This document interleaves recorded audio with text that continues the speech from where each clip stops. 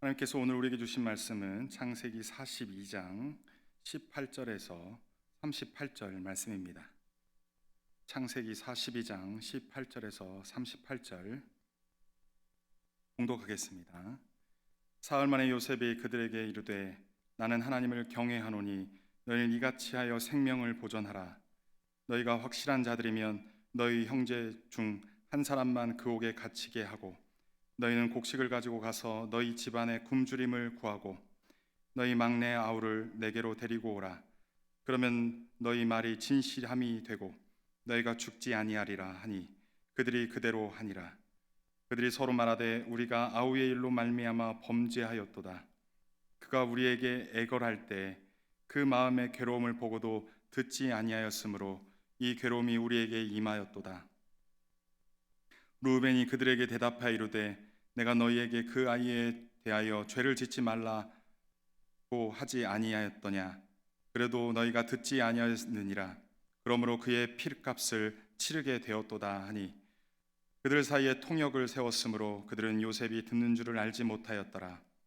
요셉이 그들을 떠나서 울고 다시 돌아와서 그들과 말하다가 그들 중에서 시므온을 끌어내어 그들의 눈앞에서 결박하고 명하여 곡식을 그 그릇에 채우게 하고 각 사람의 돈은 그의 자루에 도로 넣게 하고 또 길 양식을 그들에게 주게 하니 그대로 행하였더라.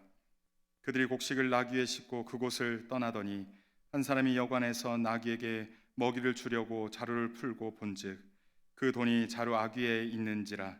그가 그 형제에게 말하되 내 돈을 도로 넣었도다. 보라 자루 속에 있도다. 이에 그들이 혼이 나서 떨며 서로 돌아보며 말하되 하나님이 어찌하여 이런 일을 우리에게 행하셨는가 하고 그들이 가나안 땅에 돌아와 그들의 아버지 야곱에게 이르러 그들이 당한 일을 자세히 알리어 아뢰되 그 땅의 주인인 그 사람이 엄하게 우리에게 말씀하고 우리를 그 땅에 대한 정탐꾼으로 여기기로 우리가 그에게 이르되 우리는 확실한 자들이요 정탐꾼이 아니니이다.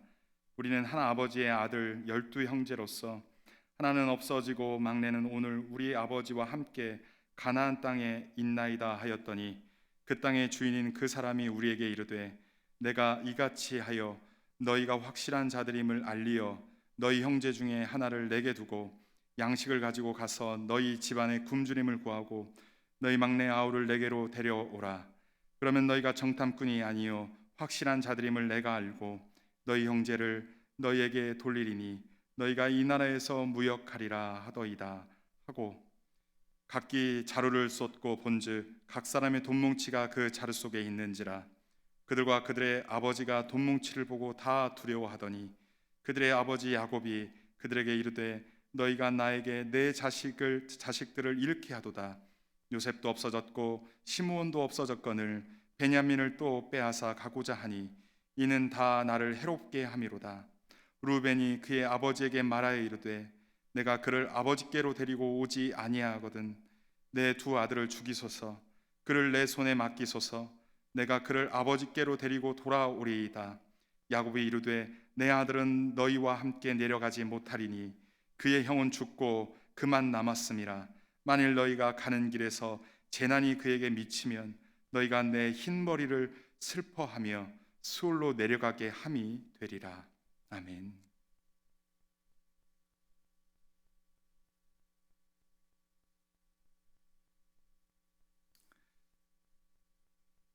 오늘 본문 18절에서 20절 말씀은 요셉이 나는 하나님을 경외한다고 말하면서 이전의 주장을 양보합니다.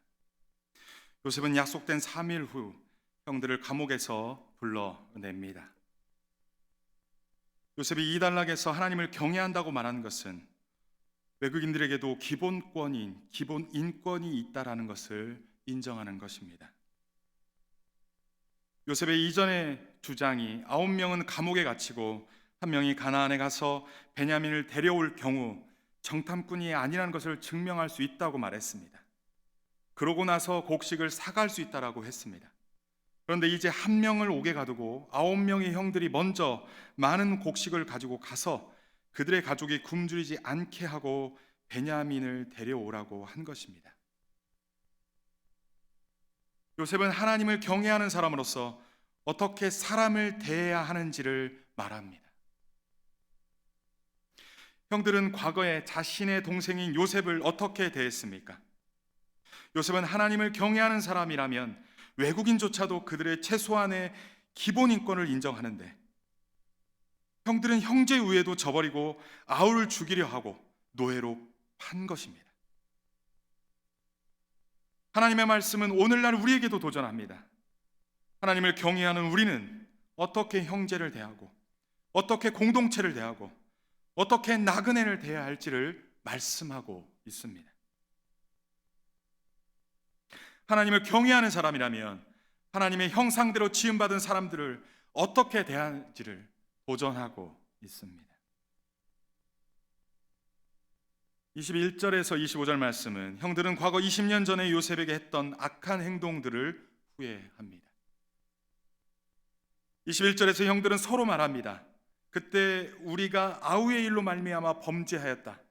요셉이 우리에게 살려달라고 애결했을 때 우리가 그 애걸하는 마음을 보고도 듣지 않아서 우리에게 이러한 괴로운 일이 임한 것이라며 지난 날을 후회하고 있습니다. 이어서 르우벤도 내가 너희에게 요셉에게 죄를 짓지 말라고 했는데 너희가 그때 듣지 않았다라며 그러므로 그의 핏값을 치르게 된 것이라고 말하고 있습니다.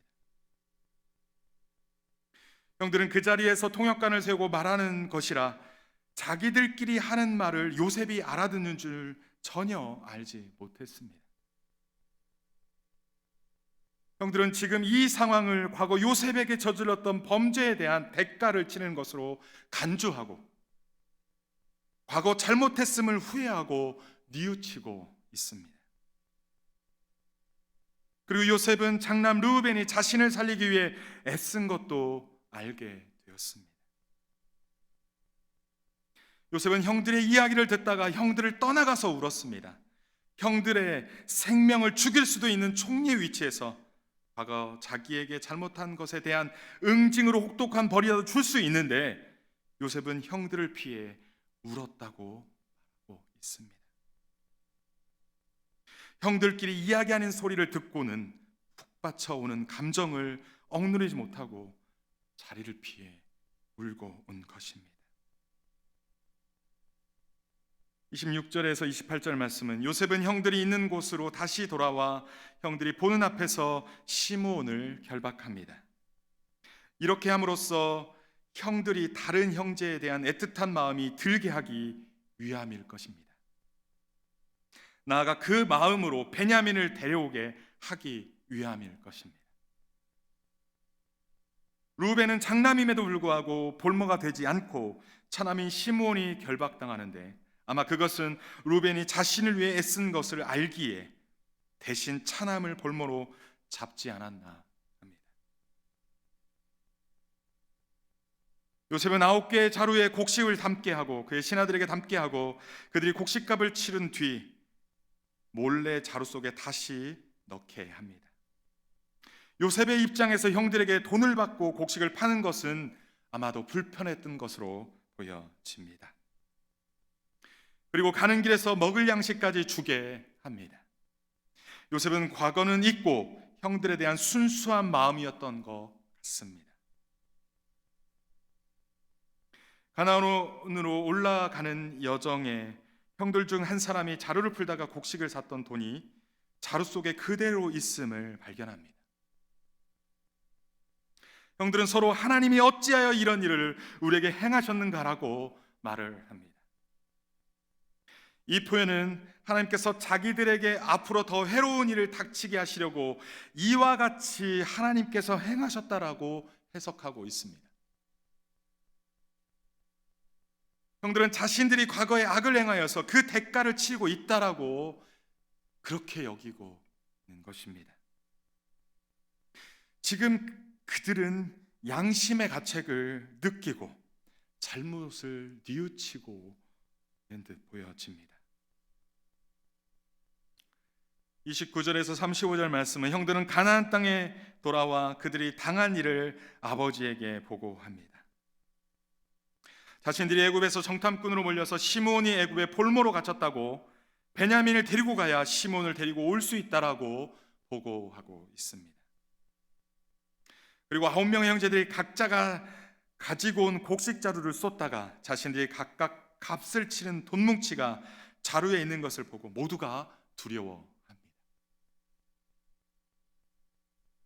이 광경을 본 야곱은 아들들이 애굽의 곡식값을 치르지 않고 곡식을 가지고 오지는 않았나 의심을 했던 것 같습니다. 또는 그 돈을 받고 시므온을 노예로 팔지는 않았나 의심했던 것 같습니다.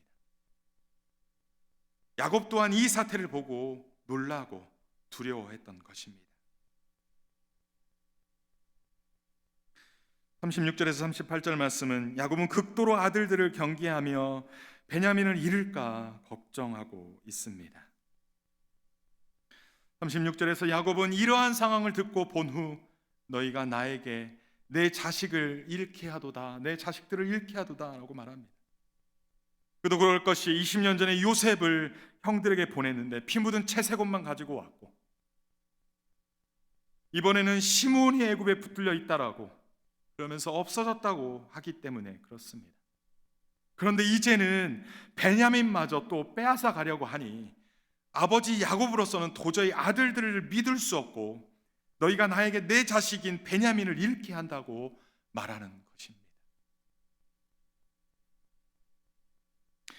이때 왜 르우벤이 아버지에게 자신이 베냐민을 데리고 갔다가 데리고 오지 못하면 자신의 아들 둘을 죽이라고 자신들의 르우벤의 아들 둘을 볼모로 아버지에게 맡긴다는 것입니다.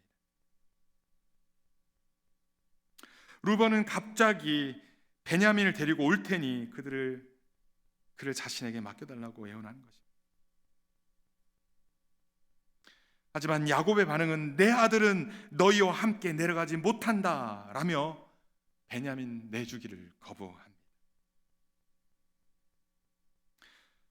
왜냐하면요, 그 형인 요셉은 죽고 이제 그만 남았기 때문이다 라고 말하고 있습니다. 만일 그가 너희와 같이 갔다가 또 무슨 변을 당하기로 하면 그는 어찌 되겠느냐며, 나는 어찌 되겠느냐며 아버지 야곱은 거절합니다. 나아가서 너희는 백발이 성성한 이 늙은이가 슬퍼하며 죽어서 스올로 내려가는 꼴을 보겠다는 것이냐라고 지금 말하고 있습니다. 요셉의 형들은 형제들에 대한 태도가 많이 달라졌습니다. 특히 르우벤은 자신의 자식 2명의 아들을 그 아들의 생명까지 걸고 시므온을 구하려 합니다. 그런데 반면에 야곱은 변한 것이 전혀 없습니다. 베냐민만큼은 죽을 때까지 보호하고자 하는 결연한 다짐으로 아들들의 제안을, 아들들의 요청을 거절합니다. 마치 야곱에게 있어서 아들들은 베냐민과 그의 형인 요셉밖에 없음을 고백하는 것 같습니다. 그래서 끊임없이 다른 아들들과 두 아들을 구별한 것입니다. 야곱의 편에는 요셉을 잃고도 아직도 멈추지 않고 지속하고 있는 것입니다. 우리 안에 예수님을 믿고 따르면서도 아직까지 변하지 않는 잘못된 모습은 없는지 뒤돌아봐야 할 것입니다. 편애로 인하여 형제들 안에 미움이 쌓이게 하고 그 미움으로 말미암아 큰 아픔을 겪은 야곱은 아직도 자신의 잘못된 편애를 베냐민에게 쏟는 잘못을 하는 것처럼 오늘날 우리는 지난 세월 잘못된 것으로 고난을 겪었음에도 불구하고 아직도 그 잘못을 되풀이하는 것은 없습니까? 오늘 말씀은 우리에게 도전합니다. 하나님 앞에서 잘못인 줄 알면서도 아직까지 반복적으로 짓는 죄를 끊어내기를 도전합니다. 더 늦기 전에 태도와 삶을 바꾸는 은혜가 있기를 주님의 이름으로 간절히 축원합니다. 하나님께서는 오늘 본문에서 어떤 분이시고 우리에게 주시는 교훈은 무엇입니까? 하나님께서는 하나님을 경외하는 자들은 하나님의 형상대로 지음받은 사람들을 존귀하게 대하기를 원하십니다. 하나님께서는 아직 회개하지 못한 것들, 돌이키지 못한 것들을 더 늦기 전에 회개하고 돌이키기를 원하십니다. 하나님께서는 일상에 일어나는 모든 일들을 하나님 안에서 해석하고 하나님의 뜻을 쫓기를 원하십니다. 끝으로 하나님께서는 하나님 앞에서 죄인인 것을 알면서도 반복적으로 짓는 죄를 끊어내기를 원하십니다. 우리 안에 집착하고 있는 것이 무엇입니까? 죄인지 잘못인지 분별하지 못하고 집착하고 아직까지 포기하지 못하고 끊어내지 못하고 있는 것은 무엇입니까? 오늘 더 늦기 전에 이러한 것들을 끊어내기를 바랍니다. 더 늦기 전에 하나님보다 더 사랑하는 그 모든 것을 끊어내고 포기하고 내려놓는 우리 모두가 되겨 하나님이 기뻐하시는 선한 길로 나아가시기를 주님의 이름으로 간절히 축원합니다. 오늘 주신 말씀 붙잡고 기도하도록 하겠습니다. 하나님 아버지, 우리가 하나님을 경외하며 하나님의 형상대로 지음받은 사람들을 존귀하게 대하는 자들 되게 하여 주옵소서. 나아가 우리의 지난 삶을 돌아보아 무엇이 죄인지 분별할 수 있는 깨달음을 주옵소서. 더 이상 그러한 죄들을 반복하지 않도록 주여 우리를 인도하여 주옵소서. 하나님, 우리가 성령님의 인도하심에 민감하게 반응하여 하나님께서 우리에게 죄를 깨닫게 하시고 하나님의 뜻으로 인도하시는 그 뜻대로 따르기를 결단하며 순종으로 나아가게 하여 주옵소서. 모든 것 주님께 의탁하옵고 우리를 위해 죽으시고 부활하시고 다시 오실 예수 그리스도의 이름으로 기도합니다. 아멘.